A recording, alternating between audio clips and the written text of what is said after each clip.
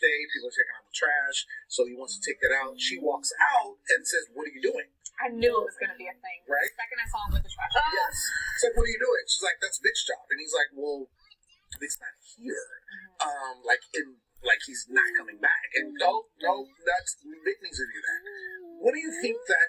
Why? Because again, this is Noah's perspective, but it's Helen talking and kind of seeming a little delirious about the situation. Why do you think that the director shows that?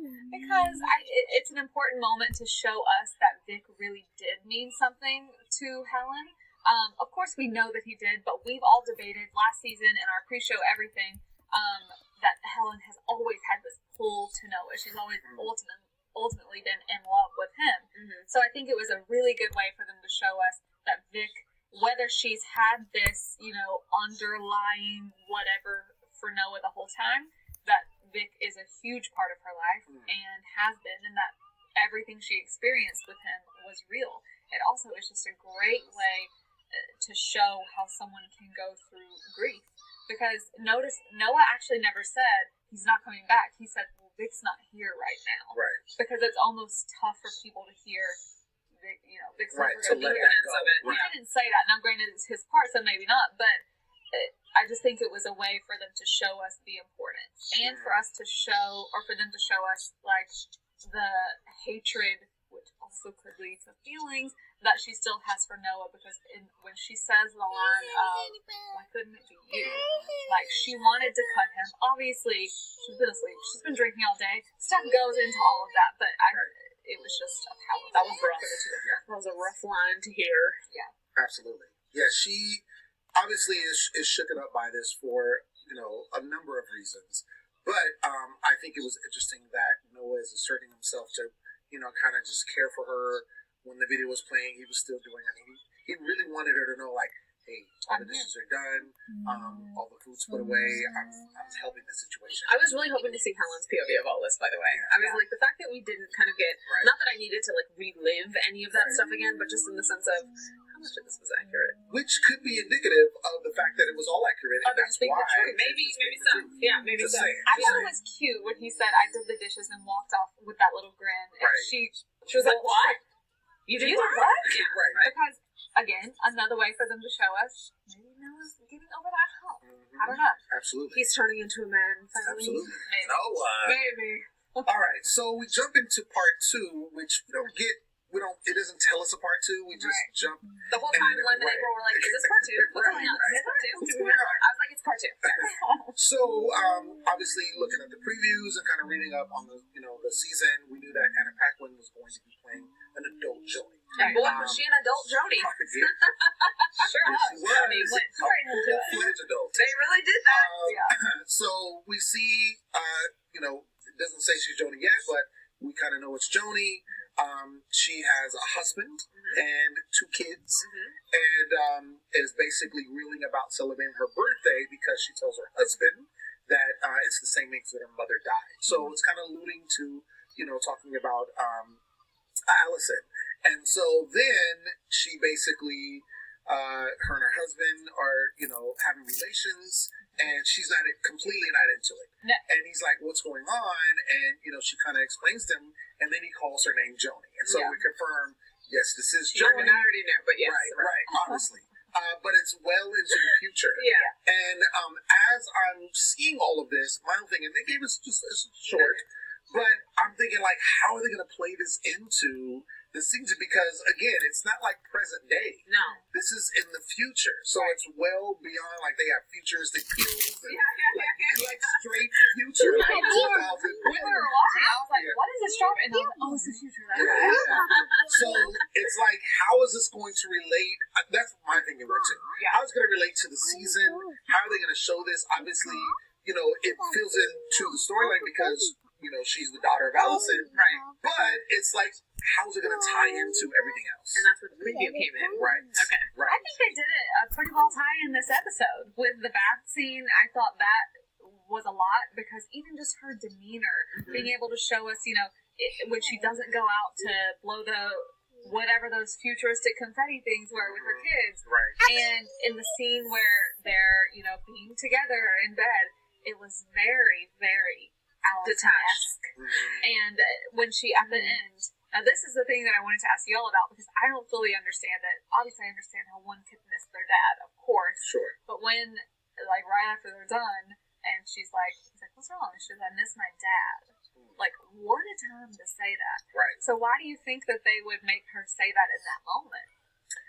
I don't know. The only thing I thought, and I'm glad you brought that up, the only thing I could think of was that we are going to get a Cole sighting, right? We know that, her last name is Lockhart, so she's well in tune with who her dad is. I know we've discussed this in the show, but I honestly do not think that Noah is going to have any play in this whatsoever. Because of how they set up. Yeah. I miss my dad, right? We know that Noah's not her real dad. She's in Montauk. They're in Right, LA. They're exactly. just like, why would they? Exactly. So I feel like that we're going to see, even though we know that Cole is not a principal character this season, but we know that he's part of the season. So I feel like that's going to come into play somehow, some way with the situation. It's definitely interesting, because obviously we've had no Joni prior to what we've just seen, Sure. and so it's sort of, it's like we don't know what her real personality is. Yeah. We're just seeing her in this kind of tormented, kind of seeming state. So I think obviously in the weeks to come, it's going to be interesting to see how similar or not similar she is to the characters of Allison and Cole. Sure. Yeah. I definitely hope they explain a little more about why Cole isn't returning to the show. He maybe is in some capacity, but maybe things aren't fully confirmed. I hope in real life we learn why Joshua Jackson isn't. I also hope that we learn what's happening with Cole. Where is he? Is he alive? Because when we saw the end of the last season was them driving away, right? Yeah, exactly. Right. Him talking to her as like a little kid. Exactly. So when she says she missed her dad, I'm assuming, my assumption is that he's been there for a great deal of her life, post-mortem of her mother, and then somehow he's not there. Correct. And so why? Or maybe just in a different city. Who knows? Sure. Yeah. Wait, do we think, I don't know. To me, it feels I felt very final about it, though. Like, I felt like she was talking about him in a very more because I just feel like after relations with your husband, to say that, it makes me feel like it's a significant loss or like something. You think he's passed away. Maybe. But it could just be because she says that's the same age, the same year that my mom died. Right. Those They're already in feelings emotional are coming state. back up. Sure. We'll see. I don't know. I think they're gonna give it to us piece by piece. Yeah. I think that's what happened. So we get into part 3 with Helen, and so we see Sierra. So we kind of go backtrack a little bit, right? So Sierra is pregnant with super pregnant and is trying to have Vic's baby with a midwife. Super LA Midwives situation. are known to be a little like pushy, like the one Right. this episode was. So Right. It was actually pretty realistic. Yeah. She's going through all kind of stuff. Helen comes in and was like, yo, you need to go to the hospital. Like, what's going on? And of course, Helen's whole situation is, and we know because Vic is dying, Helen wants to, and I'm sure anyone connected to Vic, wants the child to meet Vic before he passes on. Right. So she's like, yo, let's get this show on the road type thing. Like, we want everything to be cool. She's bent on, because she's a hippie, right? Having this midwife, like she is. Having this midwife and going through that way, and then it's funny when her mom shows up and it's like, what's going on here? Like, just get it together. Like, put her in the bed. Right. So, and then we see the relationship with Helen and Priya, who's Vic's mom, and kind of checking on her concerning the funeral arrangements. And Helen is trying to, she's like, I need to get her there. But, we see the detachment kind of with the mother, which we saw in Noah's, situation as well. It wasn't as pronounced, right? Because obviously, she's like, wait a second, can you do this? And Priya's like, okay, I'm gonna come back, and da-da-da-da.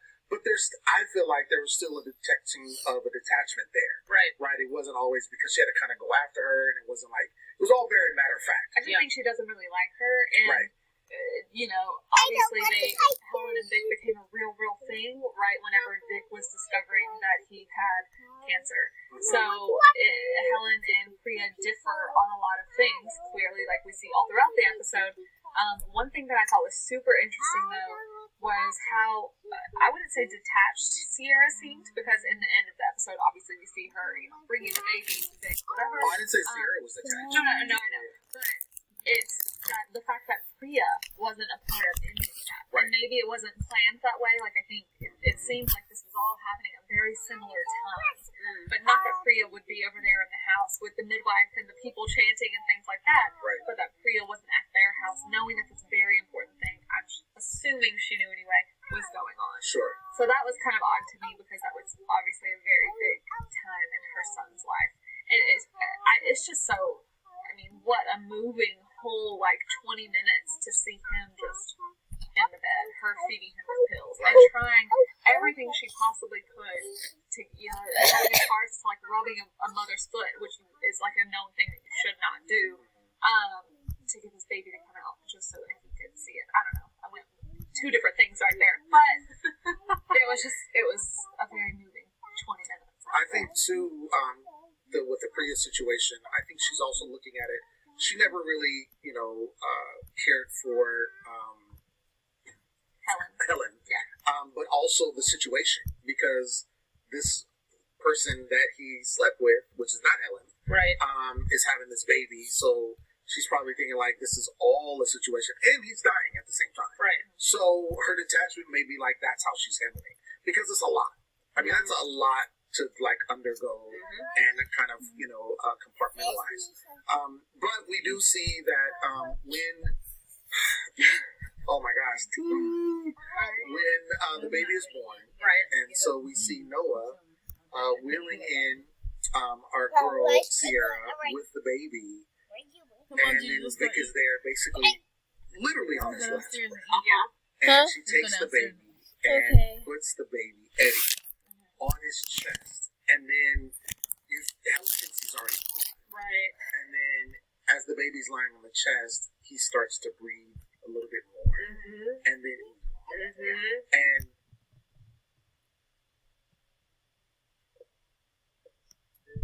say to me what you want from me. Say to me what you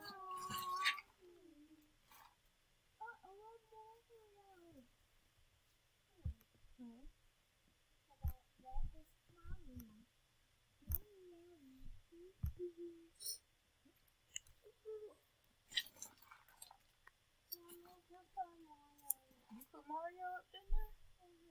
Why you do that?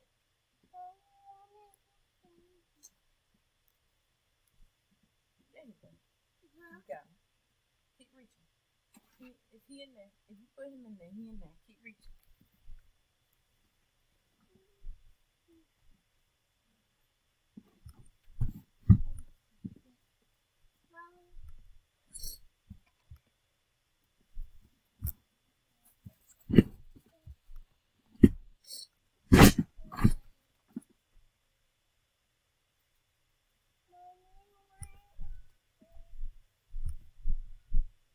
No, you don't know that.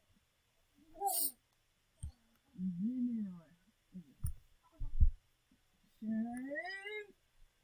Shame.